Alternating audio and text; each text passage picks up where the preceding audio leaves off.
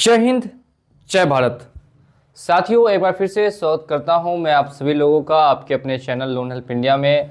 Loan का repayment नहीं करने पर जो टेंशन होती है उसे आप कैसे दूर कर सकते हैं, आज के इस वीडियो में बात करेंगे। 100% टेंशन आपकी ख़त्म हो जाएगी अगर आप ये वीडियो लास्ट तक वॉच करते हैं। ज़्यादातर लोग लोन पेमेंट क्यों नहीं कर पाते हैं? क्योंकि वो लोन के दलदल में फंस जाते हैं, जिसे हम डेट ट्रैप बोलते हैं। अब ये डेट ट्रैप क्या होता है मैं आपको शॉर्टकट में बता देता हूँ। जब भी आप एक लोन को क्लोज़ करने के लिए कोई दूसरा लोन लेते हैं और फिर उस दूसरे लोन को क्लोज़ करने के लिए कोई तीसरा लोन लेते हैं और इस तरीके से इस साइकिल को आप कंटिन्यू करते रहते हैं और ऐसे में एक बबल बन जाता है जिसमें आपका अमाउंट बढ़ जाएगा। स्टार्टिंग में आपका लोन 1 लाख का होगा, लेकिन जब ये बबल बढ़ेगा तो ये लोन 5 लाख से 10 लाख तक का भी जा सकता है। ऐसे में लोग लोन को डिफ़ॉल्ट कर देते हैं और फिर डेट ट्रैप में फंस के रह जाते हैं। अब उनको समझ नहीं आता कि वो डेट ट्रैप से कैसे बाहर निकले, और फिर उनके पास सबसे बड़ी जो समस्या होती है वो होती है टेंशन। सबसे बड़ी जो दिक्कत आती है वो टेंशन होती है, क्योंकि ये जो बैंक वाले होते हैं वो ज़्यादातर मेंटली ही प्रेशर करते हैं, हरेसमेंट करते हैं, लोगों को टेंशन देने का काम करते हैं। तो अगर आप लोन किसी वजह से नहीं चुका पा रहे हैं, क्या ये मेडिकल कंडीशन ठीक नहीं है, या आप डेट ट्रैप में फंस चुके हैं, या आपका शेयर मार्केट या ट्रेडिंग में लॉस हो चुका है, तो ऐसी कंडीशन में अब आपको क्या करना चाहिए जिससे कि आपको किसी तरीके की टेंशन नहीं हो। सबसे फर्स्ट में हम लोग स्टेप बाय स्टेप बात करेंगे। तो चैनल को अगर आपने सब्सक्राइब नहीं किया है तो चैनल को सब्सक्राइब करके बेल आइकन को प्रेस कर लीजिएगा, ठीक है। सबसे पहले बात करते हैं, जो सबसे इम्पॉर्टेंट है वो है पिकअप ऑफ कॉल, यानी कि कॉल को उठाए कि नहीं उठाए, कॉल को इग्नोर करें या कॉल पे बात करें। अब देखिए, 2 तरीके की चीज़ें होती हैं। सबसे पहली तो ये दिक्कत आती है कि कभी कभी लोग कॉल इग्नोर करते हैं, तो ऐसे में कंपनी वाले रेफरेंस नंबर पे इधर उधर बैंक वाले कॉल करने लगते हैं। दूसरी प्रॉब्लम ये आती है कि कभी कभी बैंक वाले कॉल ना उठाने पर वो घर पे रिकवरी वालों को भेज देते हैं। तो ऐसे में सही ऑप्शन क्या होगा कि कॉल हमें उठाना चाहिए कि कॉल नहीं उठाना चाहिए?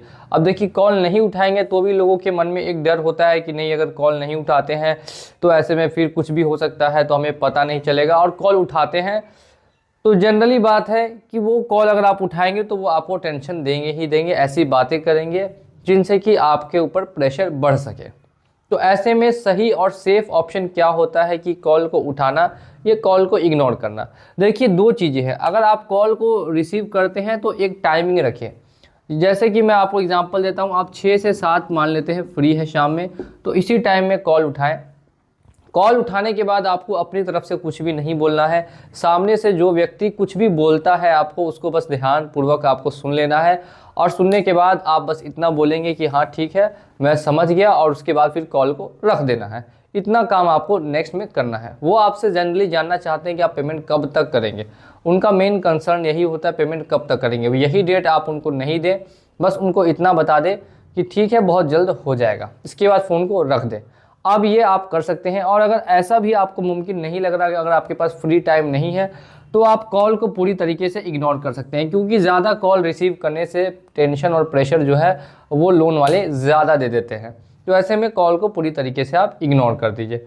और अगर इधर उधर कॉल करते हैं तो आप उनके खिलाफ़ कंप्लेन कर सकते हैं साइबर क्राइम में, कि आपके कॉन्टैक्ट्स पे कोई फर्जी नंबर से कॉल करके उनको परेशान कर रहा है। ये हमने सबसे पहली बात कर ली कॉल्स के बारे में, जो कि सबसे बड़ी समस्या है, मैं काफ़ी वीडियोज़ में बता चुका हूँ। सबसे पहली टेंशन यहाँ पे ख़त्म होने के बाद दूसरी टेंशन यहाँ पे आ जाती है नोटिस को लेके। नोटिस वो भी अलग अलग तरीके से आते हैं, रिकॉल आते हैं, ठीक है, उसके बाद आते हैं डिमांड नोटिस, फिर आर्बिट्रेशन का नोटिस। इस तरीके से अलग अलग आपको नोटिस देखने के लिए मिल जाते हैं। तो नोटिस क्या है? देखिए, अगर आपने NBFC ऐप से लोन लिया है तो ऐप में ज़्यादातर नोटिस फेक आते हैं, जैसे पॉकेटली, एम पॉकेट, रूपी रीडी, पे रूपी, और इसके अलावा भी कई एप्लीकेशंस है। तो उनके नोटिस का आप रिप्लाई करें या ना करें, उनसे आपको फ़र्क नहीं पड़ेगा। अब इसके बाद बात कर लेते हैं बैंक्स के बारे में और क्रेडिट कार्ड्स के बारे में। तो कुछ बैंक्स और क्रेडिट कार्ड क्या करते हैं, आपको कभी कभी डायरेक्टली डिमांड नोटिस भेज देते हैं। अब देखिए, डिमांड नोटिस में क्या होता है कि आपसे सीधे पूरा पैसा मांगते हैं। अरे भाई, जब ये सामने वाला व्यक्ति EMI नहीं दे पा रहा है तो पूरा पैसा कहाँ से दे देगा?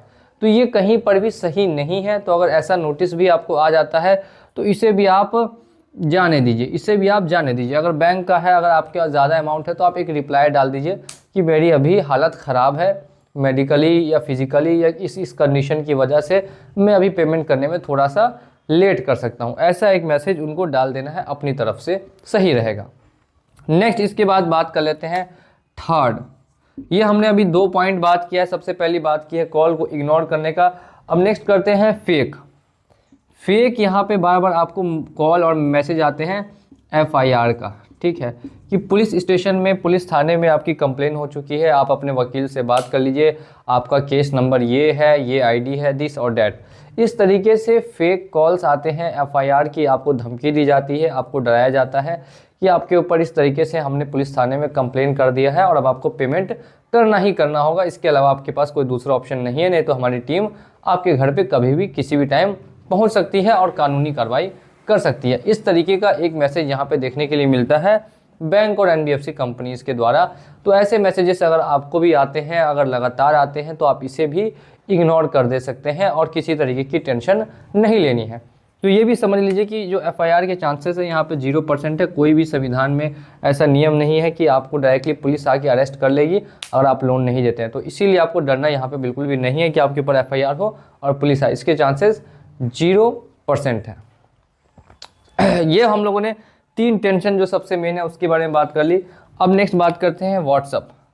व्हाट्सअप पे देखिए आप आर्गूमेंट नहीं करें। व्हाट्सअप के जरिए भी बार बार कॉल करते हैं आर्गूमेंट करने के लिए, तो व्हाट्सअप पे कर देता हूँ मैं नो आर्ग्यूमेंट। कोई आर्ग्यूमेंट ही नहीं करना है। अगर व्हाट्सअप पे भी आता है मैसेज वगैरह, कॉल वगैरह, व्हाट्सअप पे भी बहुत ज़्यादा आता है, कोई रिप्लाई नहीं दीजिए, कोई आर्गूमेंट कीजिए ही नहीं, कुछ आपको जवाब दीजिए ही मत, करने दीजिए मैसेज। अलग अलग नंबर से, बहुत सारे नंबर से मैसेज कॉल वगैरह व्हाट्सएप पे भी आते हैं, तो आप उनको करने दीजिए, आप खाली देख लीजिए, उसके बाद इग्नोर कर दीजिए। तो नो आर्गूमेंट ऑन व्हाट्सएप हो गया।